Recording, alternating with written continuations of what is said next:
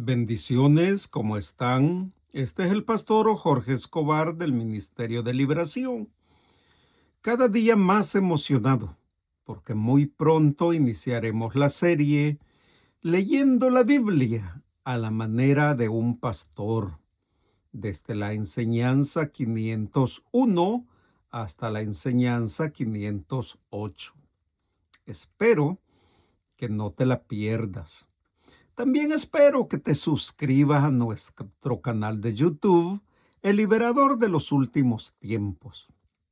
Activa la campanita para que te avise cuando subimos un nuevo video. Y lo hacemos los días martes, viernes y un devocional los días domingo. Y si nos escuchas a través de Facebook, te pedimos que compartas nuestras enseñanzas en tus muros y nos apoyes con un like.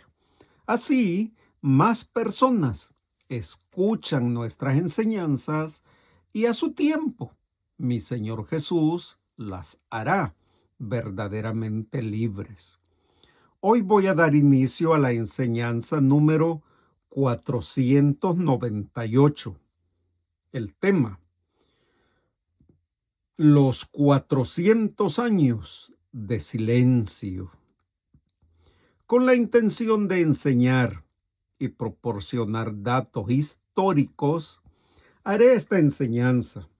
Y para aquellos estudiosos de la Biblia, observen algunos puntos entre el Viejo y el Nuevo Testamento.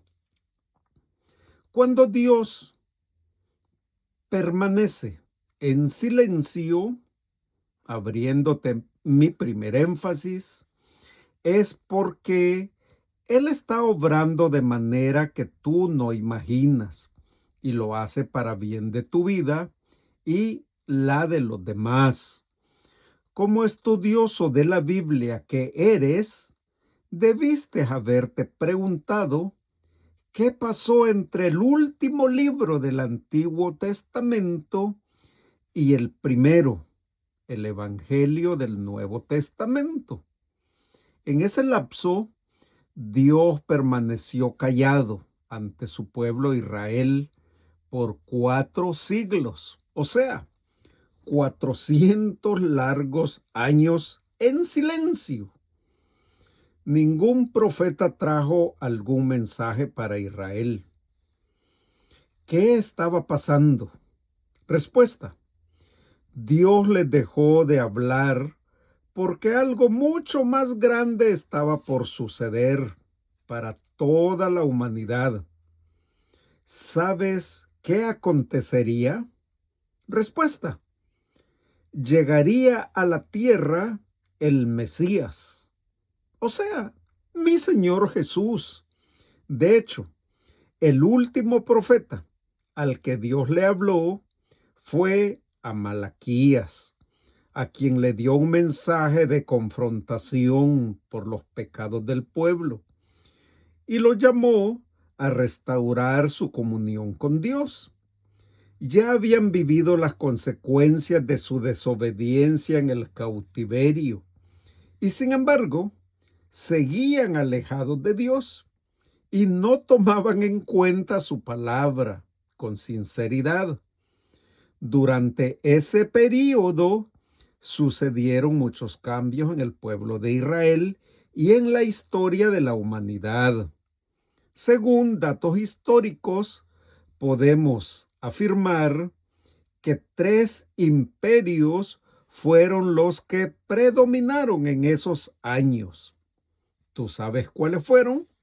Si no lo sabes, el persa del año 539 al 332 antes de Cristo, el griego del 331 al 63 antes de Cristo y el romano, que comenzó el 62 antes de Cristo y llegó al 70 después de Cristo.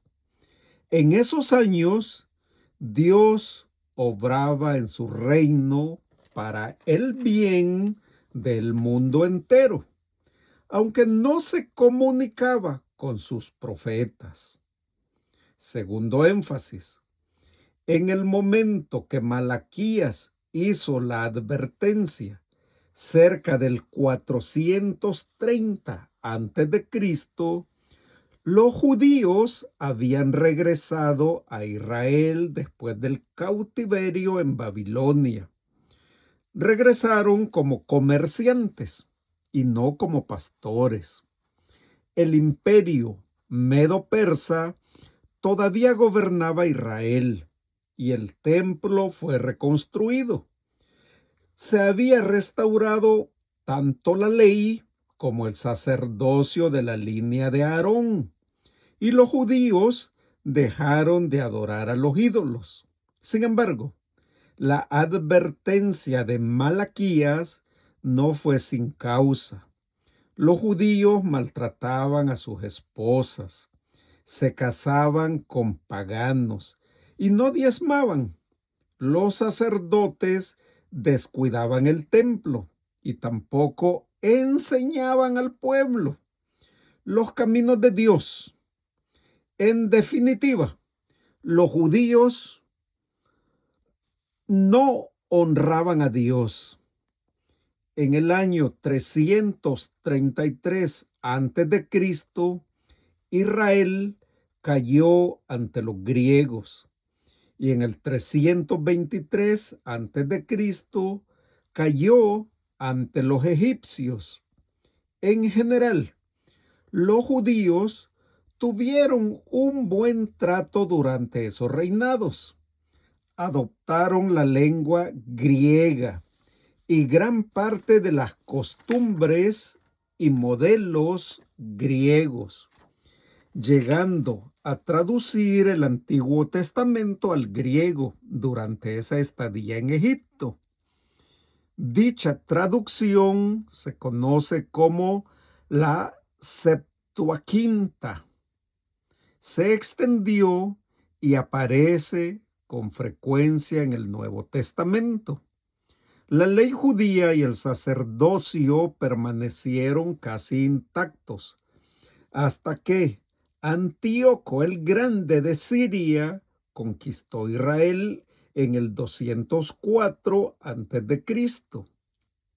Él y su sucesor, Antíoco Epifanes, persiguieron a los judíos y comercializaron el sacerdocio. Y en el 171 a.C., Epifanes profanó el lugar santísimo. Esta profanación provocó un levantamiento de Judas Macabeo, de la línea sacerdotal de Aarón. Y en el año 165 a.C., los judíos recuperaron Jerusalén y purificaron el templo. Sin embargo, la lucha entre judíos y sirios siguió hasta que los romanos tomaron el control de Israel en el 63 a.C. Cuando Pompeyo entró en el lugar santísimo, escandalizando y enfadando de nuevo a los judíos en el año 47 a.C., César nombró a Antípatro, un descendiente de Esaú, procurador de Judea, y Antípatro después nombró a sus dos hijos como reyes de Galilea y de Judea. Tercer énfasis. Al inicio del Nuevo Testamento, el hijo de Antípatro, Herodes el Grande, descendiente de Esaú, era rey, y el sacerdocio tenía motivos políticos, y no era de la línea de Aarón. La política también tuvo como resultado el desarrollo de dos grandes grupos, los saduceos y los fariseos. Los saduceos estaban a favor de las actitudes y las prácticas liberales de los griegos y solo respetaban la Torá en cuanto a la religión.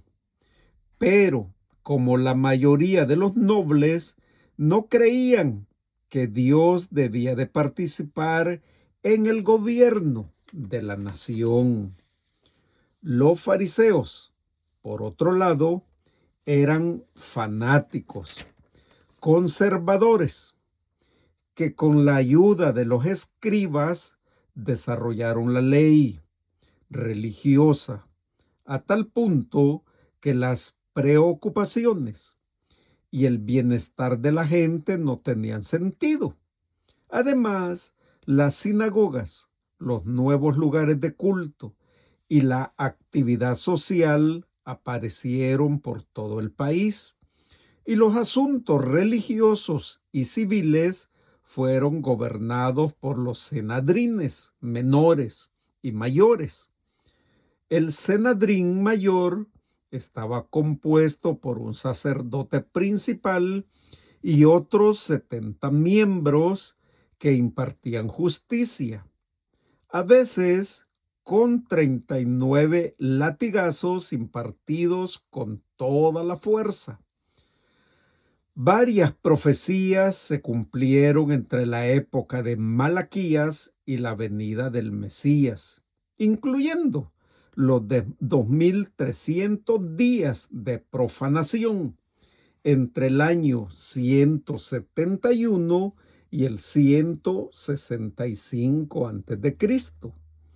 En el libro de Daniel, capítulo 8, versículo 14, se lee algo al respecto. Sin embargo, el pueblo no aprovechó ni las profecías cumplidas ni los 400 años que se le dieron al pueblo para estudiar las escrituras y buscar a Dios. Estudia Salmo 43, versículo 44. Y también prepararse para la llegada del Mesías. De hecho, esos 400 años dejaron sorda y ciega a la nación, hasta el punto que la mayoría de los judíos no podían ni siquiera pensar en el concepto de un Mesías humilde. Estudia Zacarías 9:9, Isaías 6:10 y Juan 12:40. Por eso la fotografía de portada, puedes darte cuenta que no tiene ni ojos ni oídos, porque representa el silencio sordo y ciego de los israelitas. Cuarto énfasis. Ya han pasado casi 2000 años desde que se completó el canon del Nuevo Testamento. Y aunque la palabra está llena de gracia y verdad, y aunque el nacimiento, la vida y la muerte de mi Señor Jesús cumplieron una increíble cantidad de profecías, los judíos como pueblo todavía tienen que abrir los ojos y los oídos.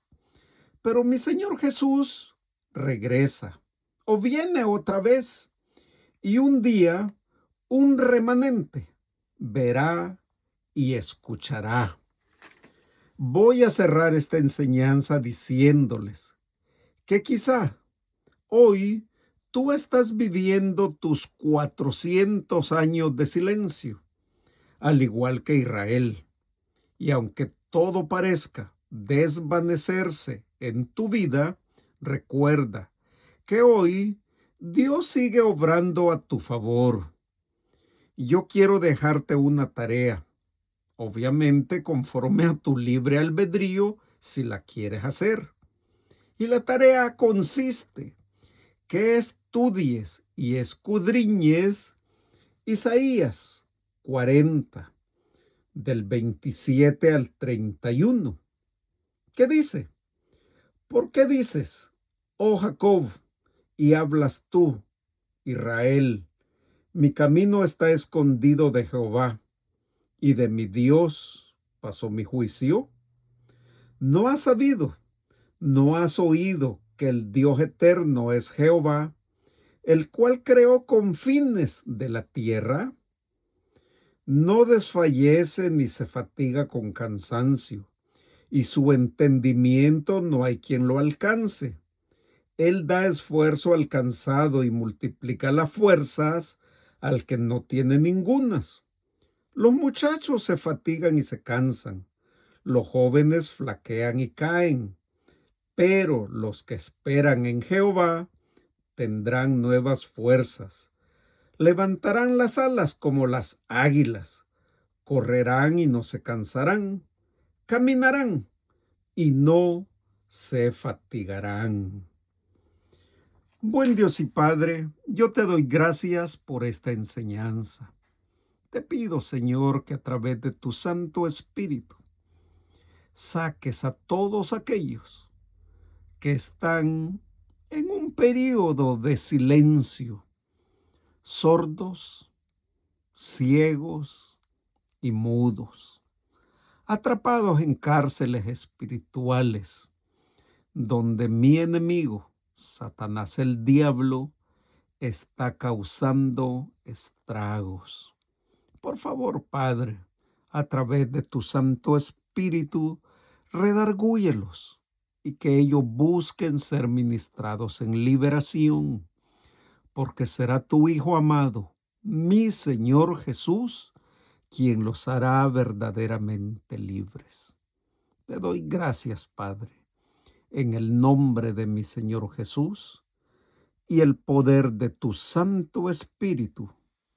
Amén y amén.